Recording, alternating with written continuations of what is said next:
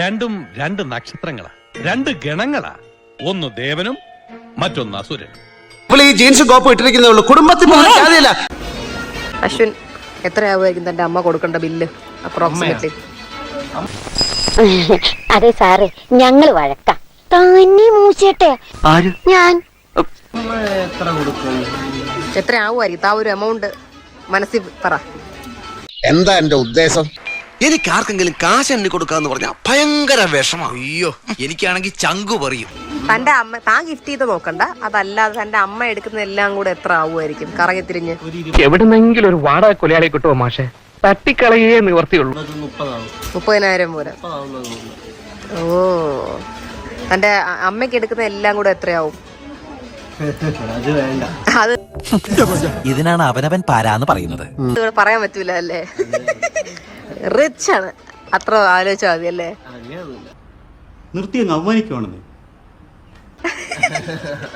ഇത് ആരെ പേടിച്ചാ പറയാതിരിക്കുന്നത്? ഓ, നിന്നെയൊക്കെ സഹിക്കണം. നിങ്ങളുടെ കെട്ടിയോമാരെ മുക്കാലി കെട്ടിച്ചടിക്കണം. സ്മാർട്ട്നെസ് നല്ലതാണ്, പക്ഷേ ഓവർ സ്മാർട്ട് ആവരുത്. എന്താ ഇവിടെ വാഴ്വ് താന്ന് പറയാൻ കാര്യം എന്താ? വൈ? തന്റെ തന്തയല്ല, എന്റെ തന്ത. കുറച്ചു ദിവസം മുമ്പ് ഞാൻ പത്തനംതിട്ട അറേബ്യൻ ഗോൾഡിൽ ഒരു വർക്കിന് വേണ്ടി ഞാൻ പോയിരുന്നു. അതെല്ലാം കഴിഞ്ഞ് തിരിച്ചു വന്ന് ഒരു 2-3 ദിവസം കഴിഞ്ഞപ്പോ ഒരു റീല് ഞാൻ കണ്ടു. അതിലൂടെയാണ് ഞാൻ ഇവരെ ഫസ്റ്റ് ടൈം ഞാൻ ശ്രദ്ധിക്കുന്നത്. അവരുടെ ആവശ്യം തനിക്ക് അനാവശ്യമായിരിക്കും. ഞാൻ കണ്ടതേ പറഞ്ഞുള്ളൂ. അമ്മയ്ക്കൊരു കുഞ്ഞു കല്ലുകമ്മൽ വാങ്ങിക്കണമെന്ന് വിചാരിച്ചാണ് ഞങ്ങള് പത്തനംതിട്ട അറേബ്യൻ ഗോൾഡിലോട്ട് പോയത്. കൂടെ വന്ന് അക്ഷയ തൃതീയ പ്രമാണിച്ച് പേളിമണിയും വരുന്നുണ്ടായിരുന്നു. അമ്മയ്ക്ക് ഇഷ്ടപ്പെട്ട കമ്മല് വാങ്ങിക്കാനുള്ള ബഡ്ജറ്റ് എന്റെ കയ്യിലില്ലായിരുന്നു. എന്നെങ്കിലും ഞാനൊരു കര പറ്റുമെന്ന് പാവമ്മ വിചാരിച്ചു.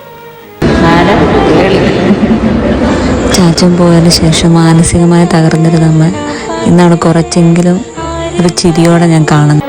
അച്ഛൻ മരിച്ചേ പിന്നെ സ്ഥിതിയൊക്കെ വളരെ മോശമായി. കുറെ നാളുകൾക്ക് ശേഷമാണ് അമ്മയുടെ മുഖത്തൊരു ചിരി കണ്ടത് എന്ന് പറഞ്ഞതൊക്കെ എനിക്ക് ഭയങ്കര സങ്കടമായി. എനിക്ക് ഭയങ്കര ഇമോഷണൽ ആയി. നിങ്ങളതിനാ അതിന് ഇമ്പോർട്ടൻസ് കൊടുക്കാതെ ബാക്കിയുള്ളവരുടെ കാര്യങ്ങൾക്ക് വേണ്ടി ഇങ്ങനെ ഓടി നടന്നത്? എല്ലാരും ആദ്യം സ്വന്തം കാര്യം നോക്കിയിട്ടല്ലേ ബാക്കിയുള്ളവരുടെ കാര്യങ്ങൾക്ക് വേണ്ടി നടക്കൂ. അപ്പൊ തന്നെ തീരുമാനിച്ചു ഈ അമ്മേനെ എനിക്ക് ഒന്നും കൂടി കാണണം. മാത്രല്ല അമ്മ ആഗ്രഹിച്ച ആ കമ്മല് അത് നമുക്ക് കൊടുക്കണ്ടേ.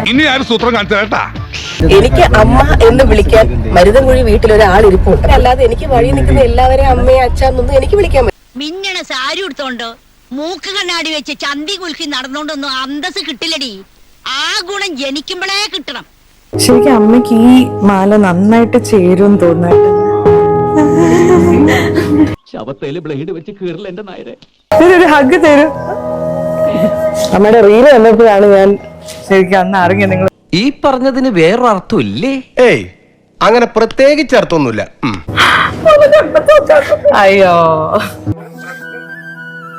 നിനക്കതൊക്കെ എങ്ങനെയാ സാധിക്കുന്നത്? അമ്മ അന്ന് നോക്കി വെച്ചിരുന്ന കമ്മലിതായിരുന്നു.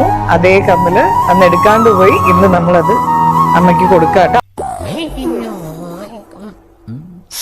എന്താ ഉറക്കം വരുന്നു. വേദന എടുക്കണമെങ്കിൽ അയ്യോ എന്ന് പറഞ്ഞാൽ മതി കേട്ടാ. ഇത് വടി കൊടുത്ത് അടി വാങ്ങുന്ന പരിപാടിയാണല്ലോ ബാബു. ഇതാരാ തന്നത്? അച്ഛൻ അവിടെ നിന്ന് നമ്മളെ ഏൽപ്പിച്ചിരിക്കുകയാണ്. ഒരു കയ്യബദ്ധം നാറ്റുകരുത്.